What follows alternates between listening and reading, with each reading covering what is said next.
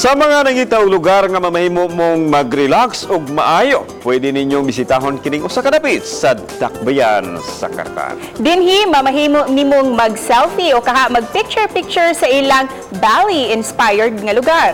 Ug kung asa kini makita, dali ato kining suruyon pinaagi nining report.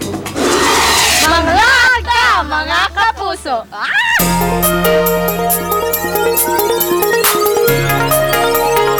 Relaxing ug Instagrammable mao kini ang 1.7 hectares nga garden nga himutang sa Barangay Valencia, Dakbayan sa Carcar. Sa entrance fee nga 50 pesos, mamahimo ka nang mag-enjoy sa relaxing view sa kinaiyahan. Apan ang mas makadani kayod, ilabi na sa Millennials, maong manindot ka parte ni ini nga dunay unique designs nga pwede kaayong mag-picture-picture. Sama na lang niining buho corner nga bangko nga dili kasagarang disenyo o catering nga gihimong duyan. Like in Bali, in Bangkok, so yeah, sa different areas po in the Philippines, so sa pag-adto mo Palawan, so we took inspiration from each places na among na-travelan.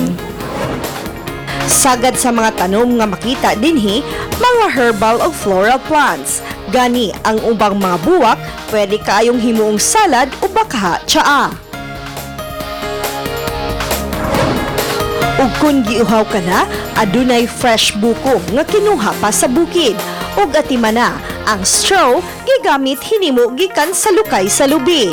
Gisugilon sa tag-iya nga sawa pabuksi sa publiko ang maong garden, rest house lang ginunta ang plano nilang tukuron sa maong luna. Muna among gi-preserve ang natural landscape nga going down siya. Even though steep siya, pero we're trying to make it more natural, more inclined sa nature, closer sa nature. Naplanuhan usab nila nga butangan og kapuy-an ang garden alang sa mga bisita nga susama sa glamorous camping and konsepto. Samtang ang mga bisita nalingaw ug maayo sa dapit, dala ang ilang pamilya ug mga higala. Sulit rasad ang 50 nga entrance. Kay bisag dili pa kayo siya known, murag bag-o lang siya sa kuan sa panguhan sa mga tao, pero at least ba worth it ra gyapon ang iyong pag-arip. Uban ni Lian Singkulan ug Juvel Opiso, Chona Carlon, Balitang Bisdak.